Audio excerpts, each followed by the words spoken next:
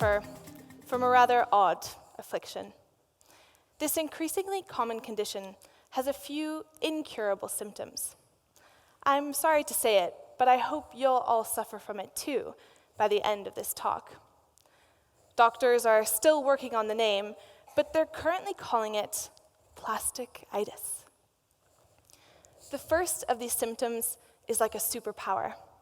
I call it the plastic goggles. As soon as I walk into a room, my eyes zero in on any plastic item present, whether that's a wrapper from a tasty snack, a water bottle, or a disposable fork in a plastic takeaway box.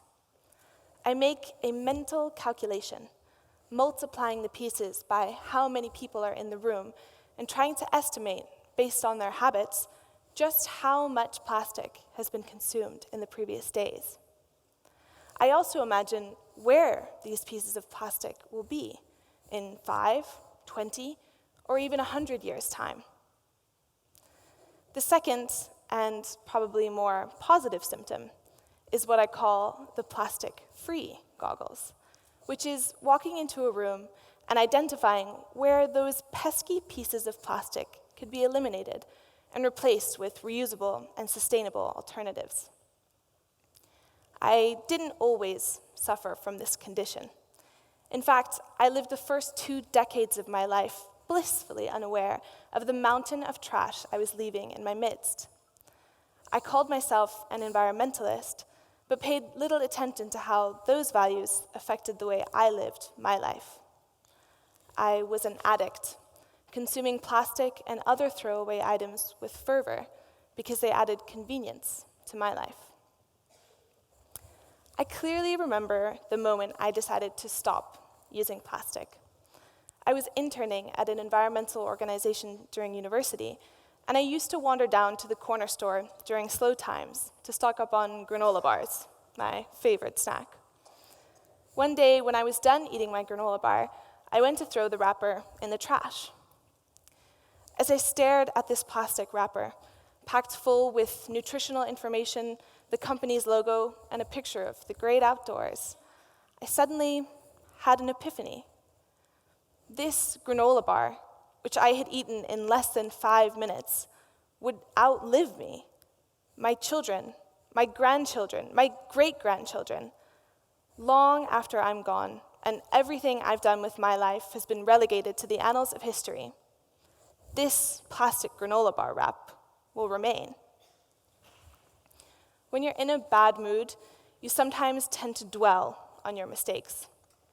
For some people, this means thinking about the haircuts they wish they'd never gotten, or the people they wish they'd never dated. When I'm in my darkest moods, I think about all the plastic I never should have gotten involved with. What happened to that pot of yogurt I had after my first day of 7th grade? Where is it now? Is it in a landfill, buried deep under thousands of other pieces of plastic? Has it been incinerated, its toxic fumes long gone into our atmosphere? Or worse yet, has it caused harm to another living creature? Plastic was invented in its first form as a synthetic polymer in 1907, but plastic in the form we now recognize and know, like polyester or polystyrene, was invented in the early 1930s.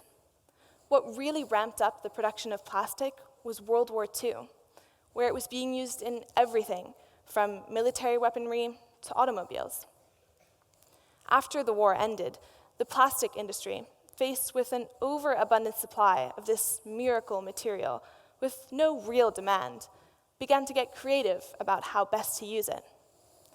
We ushered in a new age of throwaway living, as demonstrated in this article in a 1955 edition of Life magazine. I want you to really take this photo in for a second. Doesn't this photo blow your mind? Imagine explaining this system to an alien. We decided to change our packaging to something that is virtually indestructible to use for just 20 minutes or less. Plastic is an incredible invention. It has propelled us into the future, forming the basis of our technological devices, improving our efficiency in the medical field, and made shipping easier and cheaper, just to name a few things. But our demand for plastic is increasingly insatiable. Plastic production in 2015 was 322 million tons. In Europe, about 40% of that was used just for packaging. And this stuff is increasingly ending up in our oceans, mostly through poorly controlled waste sites. Actually, it amounts to about 8 million metric tons entering the ocean each year. That's the equivalent of one garbage truck full of plastic being dumped directly into the ocean every minute. The impacts of plastic pollution are multidimensional. I'm going to tell you just enough to scare you into action, but not enough to completely freak you out. Since plastic is not naturally occurring in the ocean, it can wreak havoc on our marine species. They can become entangled in floating plastic debris, or can mistake it for food and accidentally ingest it, either choking or leading to a false sense of fullness. Plastic can take up valuable space in the stomach while offering no nutritional value. Some seabirds have been found with up to 3,000 pieces, almost 8 kilos of plastic in their stomachs. That's like if one of us ate 12 pizzas worth of food, but was unable to digest any of it. As our global population continues to grow, we're also creating more trash. In developed countries, we're throwing away a whopping average of 2.2 kilos per person per day. But the impacts of increasing waste generation are felt more deeply in the developing world, even though consumption there is much, much lower, because there's a limited capacity to properly and safely dispose of waste. This can lead to it piling up around where people live, contaminating groundwater and causing water-based illnesses like diarrhea. Open burn pits and leaching of toxic chemicals into soil can lead to longer-term problems like infertility and cancer. As humans, we have a desire to protect each other and the creatures we share this planet with. The reason why plastic pollution as a problem is so insidious is because it doesn't feel like we are hurting anyone by using plastic. Last year, I moved to the Maldives to work on a project that focused on marine plastics and waste management on islands. When I told my friends I was moving, they were all very jealous, picturing me lying out on beautiful beaches.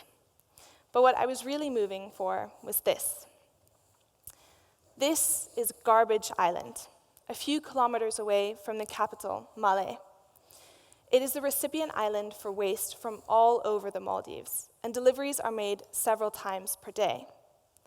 When I visited, I met Akash, a Bangladeshi worker whose job it is to move around the island and set different piles of waste on fire in order to make room for new incoming daily shipments. The air there is thick with a toxic smoke, and Akash complained of frequent dizziness, nausea, and headaches after work. I don't want to show you these photos to upset you. I just want to remind you that over here, in this part of the world, we're used to rolling a bin to the edge of our property, and it's dealt with by somebody else by the time we get home from school or work. Just because you don't live near a garbage island, it doesn't mean your waste magically disappears once it leaves your site. Your waste may not be dealt with by Akash, but it is dealt with by somebody. Imagine if our waste weren't regularly collected from our homes. This is what they would look like.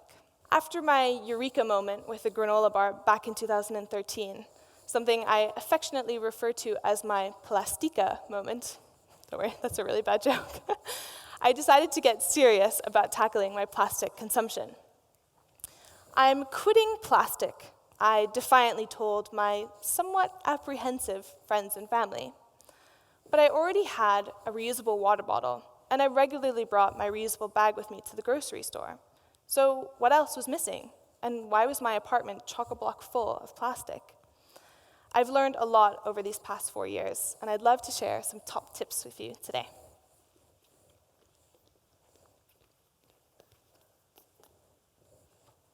Thank you.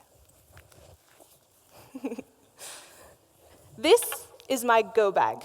Where I go, this goes. It's a plastic-filled world out there, and this is the kit that I arm myself with.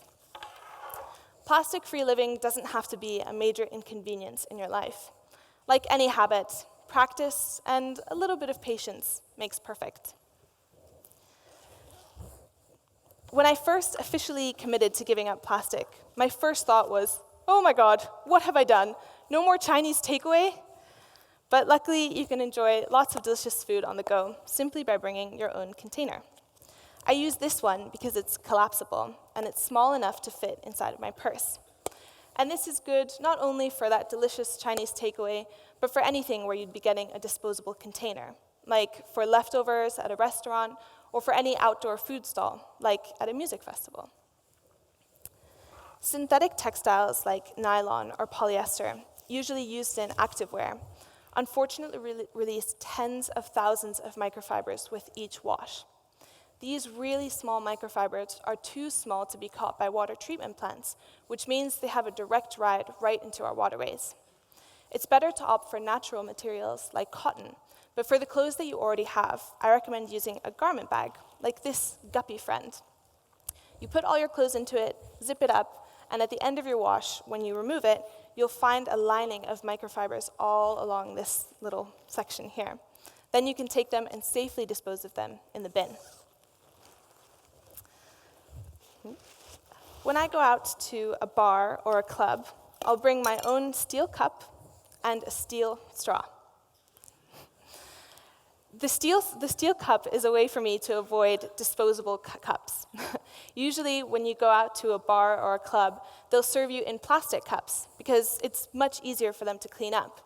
But multiply that by all the drinks you're getting in one night, by every person in the bar, and by every bar in every city on planet Earth, that's a heck of a lot of plastic to be throwing away.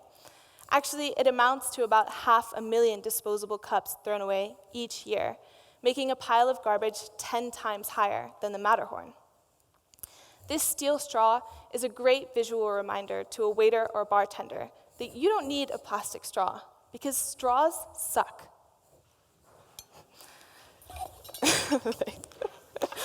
Our kitchens can be a massive source of plastic, mostly from overpackaged food in grocery stores. I shop at bulk stores, like this one, allowing me to refill on pantry staples like rice or pasta, or even things like washing up liquid or laundry detergent in refillable containers, which allows me to massively reduce the amount of plastic packaging I'm bringing into my home. I'll also bring small cloth bags for dry goods, and don't worry, there's lots of chocolate at these kind of bulk stores. You can find a bulk store near you by putting in your address on this website, zerowastehome.com/app. You'd be surprised at how many bulk stores are popping up all over the world. They're increasingly growing in popularity. And finally, I recommend changing your personal care products. A bamboo toothbrush and a bar of shampoo instead of bottled shampoo are the two easiest switches that have made the biggest difference in my plastic footprint. And baking soda makes an incredibly effective deodorant. Don't knock it till you try it. When I was a teenager, I used to tell my best friends everything. Sometimes, when it didn't work out with a boy, I'd call them up and we'd discuss everything that had gone wrong in the relationship. Thank you. I would love to live in a world where a girl calls up her best friend and tells her, "It's not going to work out. I saw him drinking out of a plastic bottle." A lot of people ask me, wait a minute, what's wrong with recycling? Recycling is great, but it is not a viable solution to this problem. Most types of plastic cannot be recycled, and for those that can, like PET bottles, they can only be genuinely recycled once or maybe twice before they've been damaged too much to be recycled again, as compared to something like an aluminum can, which can be recycled an infinite number of times. Other people ask me, wait a minute, don't governments and corporations have a bigger role to play in all of this? And the answer is yes. Governments can take big steps through positive policy changes, like banning or taxing plastic, or incentivizing the use of compostable or reusable packaging. corporations can also make big changes to the amount and type of packaging they use, or through financial contributions to build up recycling facilities in the developing world. However, I'd like to refer you to Newton's first law of motion, also called the law of inertia. An object at rest stays at rest, and an object in motion stays in motion, unless acted upon by a force. We can be that force that gets people engaged and moving from their rest state and infecting all our friends and family with plasticitis. If every person in this room and every person watching this video decided to give up at least one item of plastic and encourage their friends, their families, their coworkers, heck, even just their Facebook networks to do the same, it would create a ripple effect of plastic-free ambassadors all around the world standing up and demanding change. Big actors respond to big actions, and that would be pretty difficult to ignore. Like any habit, plastic-free living can take an adjustment period. It's not going to happen overnight, and I recommend you take it one step at a time. That first step towards plastic-free living can be a big one, like vowing never to buy bottled water again. Or it can be a small one, like placing a reusable bag in your car for the next time you go food shopping. It doesn't have to be all or nothing to make a difference, because every single piece matters. Once you've mastered that first habit, I encourage you to try another one, and another one, and another one, until it just becomes part of your daily routine. There have been many times in the last 4 years where I haven't lived up to this plastic-free living ambition, whether that's when I'm traveling and out of my comfort zone, or when I arrive at an event totally unprepared for an onslaught of plastic. When that happens, I take a deep breath, try not to panic, and remind myself of the good actions that I know are making a difference. Choosing to address your plastic consumption means coming to terms with the fact that our actions have an impact on each other and on our planet. Every time you vote with your wallet and choose not to feed that plastic beast, you're making a conscious decision about the type of future that you want. We can play a massive role in chipping away at convenience culture by demonstrating to others that you can live a happy, fulfilling, and fun life after giving up plastic. Thank you.